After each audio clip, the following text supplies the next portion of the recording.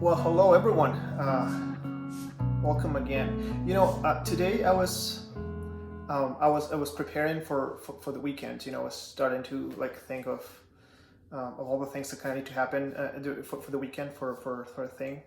And it kind of dawned on me, and I guess I'm aware of this. I guess I just hadn't really set on me that we are in Eastertide. And if you don't know, Eastertide is a season in the Christian calendar.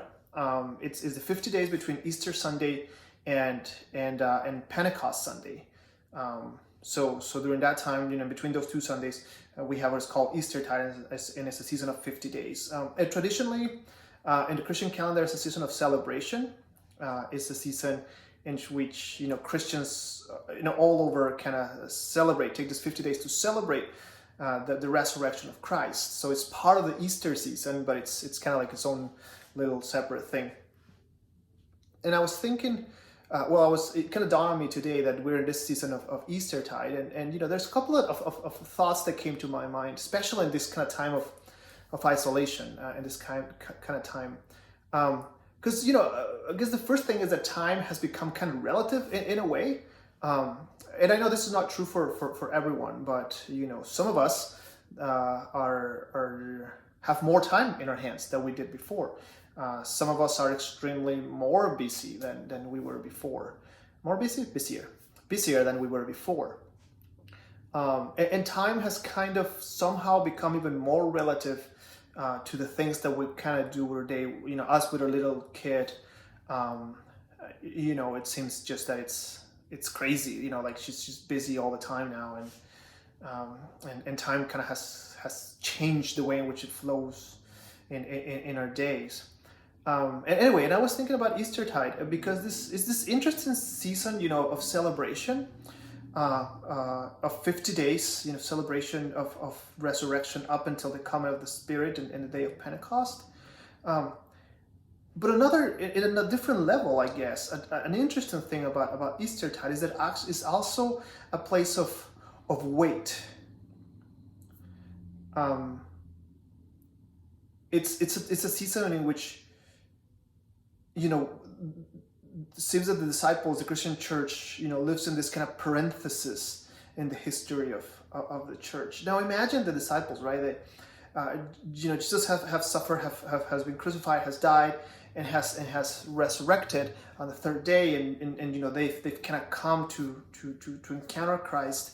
And Luke especially is kind of the one that takes this approach. And Luke, as Jesus is about to ascend into heavens after having showed up and the whole Thomas thing, and like my hands on my side and why not, and as he's about to go into heaven, he tells his disciples, "Now go and wait for the Spirit that is to come."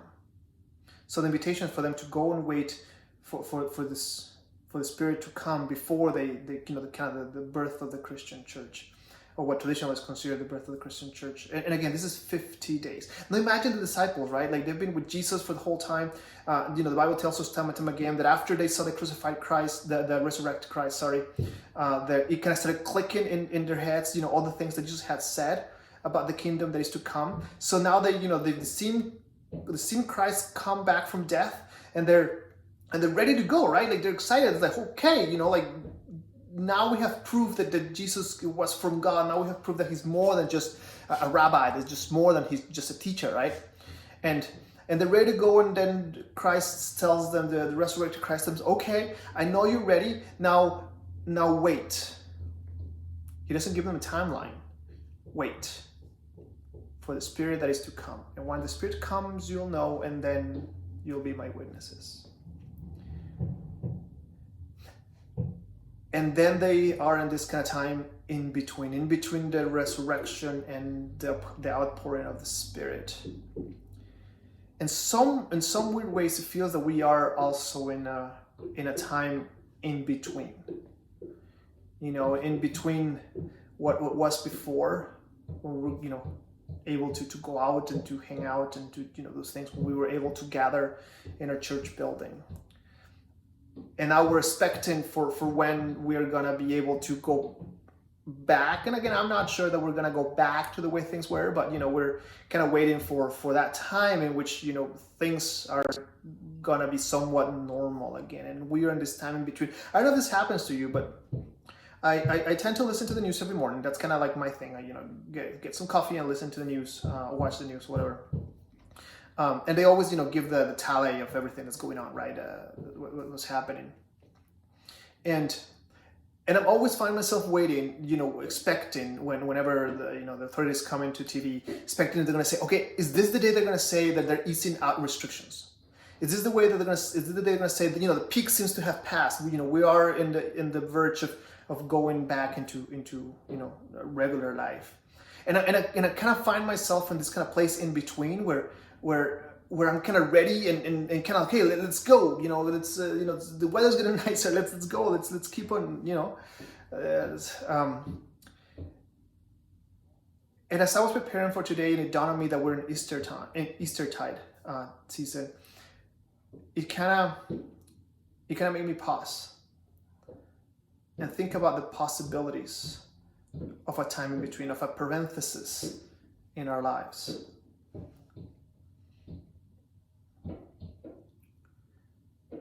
The story in the Bible goes to tells us that Jesus tells them, go and wait. So they go back to the city, and they go back to the place where they had the supper, the upper room. And then of course, Jesus kind of interacts with them more, and depending on the narrative you're following, he's there in different times.